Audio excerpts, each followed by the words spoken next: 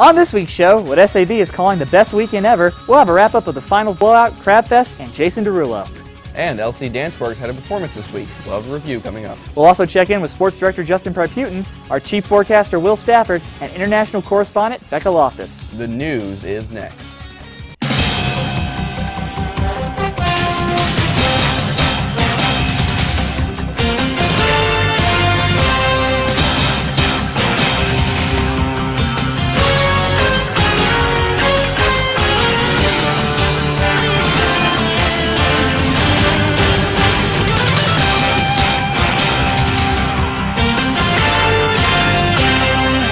Hi everyone, I'm RJ Burnett. And I'm Brandon Gannicott, in for Mandy Ramirez. This week, the music department held their annual spring concert in the Sydnor Performance Hall. The show featured the LC Orchestra, the LC Wind Symphony, and was conducted by O.M. Hatcher. Here are some highlights from the show.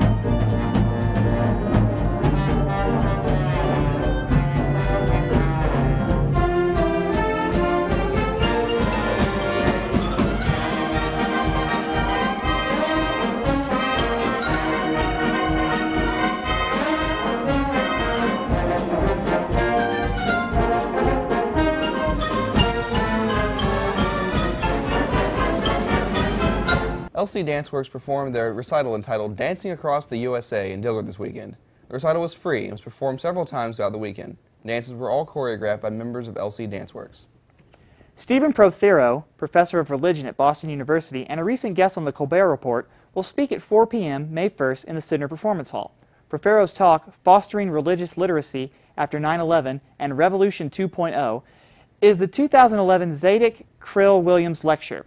Prothero is also the author of the New York Times bestseller, Religious Literacy, What Americans Need to Know.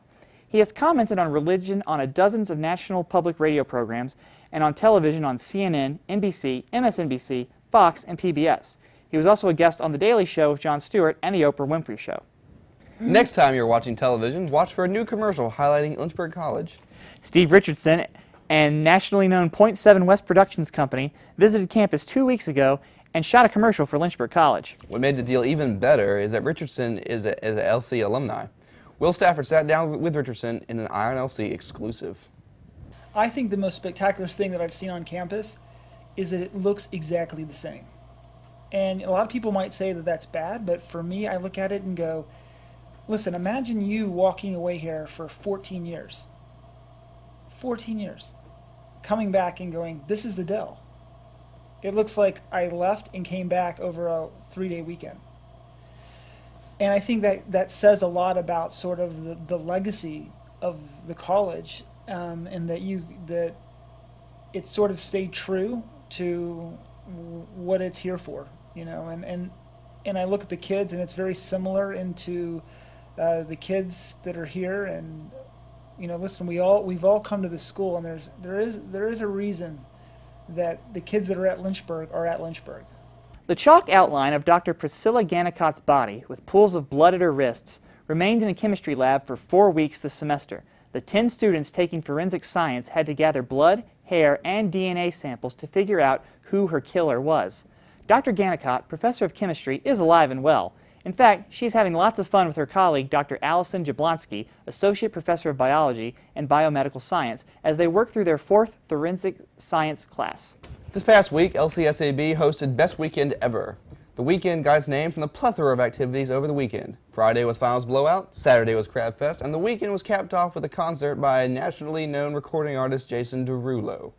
INLC would like to thank SAB for their continued commitment to student activities. Well, Brandon, I think we all remember Relay for Life. I know all of us on the staff remember the event, and now you can too. Relive everything from the storm to Dean Eccles' speech to the prayer by Ann Gibbons and all the things in between. In other words, 12 hours condensed to somewhere around 15 to 30 minutes. To watch the entire show, go to our YouTube page listed below and click on episode 425. In Tripoli, Libyan leader Muammar Gaddafi's youngest son, Saif al-Arab Gaddafi, was killed after a NATO airstrike, a spokesman for Libya's government said Sunday at a press conference. 3 of Gaddafi's grandchildren were also killed. Gaddafi and his wife were on their son's house when it was targeted. They remained unharmed. The house in Tripoli was destroyed by the strike with a massive crater where the house used to be. At least 1 unexploded bomb could be seen at the scene. This is not the first time that Gaddafi's reportedly has been at the site of the airstrike that killed one of his children.